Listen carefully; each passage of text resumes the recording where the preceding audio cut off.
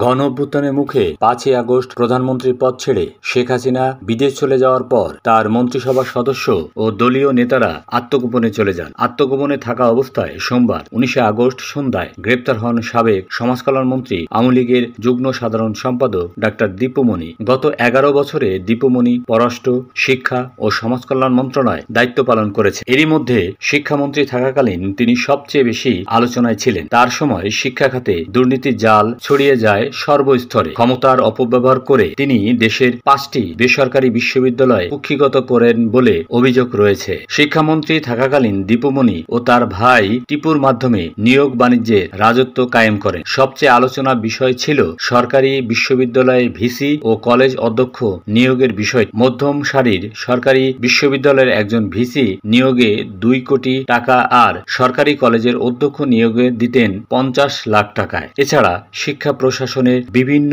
পদ 2 লাখ থেকে 20 লাখ টাকায় বিক্রি করতেন তিনি। 14তম বিসিএস কর্মকর্তার রাজধানী মিরপুর অবস্থিত একটি কলেজের সাবেক প্রিন্সিপাল জানান, তাকে কলেজের অধ্যক্ষ পদে আসতে 55 লাখ টাকা ঘুষ দিতে হয়। প্রথমে একজন মন্ত্রী ডিও লিটার নিয়ে গেলে শিক্ষামন্ত্রী দেখবেন বলে আশ্বস্ত করেন। এরপর তিনি শুনতে পারেন অন্য আরেকজন তার ভাই টিপুর সঙ্গে যোগাযোগ করছে। বিষয়টি মন্ত্রীকে জানালে একাধিকবার সাক্ষাৎ করতে চেয়েও সুবিধা পাননি। পরে তার ভাইয়ের কাছে গেলে তিনি বলেন, ডিও লিটার দিয়ে কি প্রিন্সিপাল হওয়া যায়? এরপর অন্য আরেকটি মাধ্যমে 55 লাখ টাকায় দফারফা হয়। সরকারি বিশ্ববিদ্যালয়ের মধ্যে শুধু ঢাবি, রাবি, চবি, জাহাঙ্গীরনগর বাদে সব বিশ্ববিদ্যালয়ে ভিসি নিয়োগে কম বেশি আর্থিক লেনদেন হয়েছে। শেষ সময় 2 কোটি দাও, ভিসি নাও, এমন একটি কথা ছড়িয়ে পড়ে। এরপর দেশের পাবলিক বিশ্ববিদ্যালয়গুলোতে নিয়োগ বাণিজ্যে মেতে ওঠেন ভিসিরা। ইউসিজির সরকারি বিশ্ববিদ্যালয় শাখার একজন কর্মকর্তা জানান,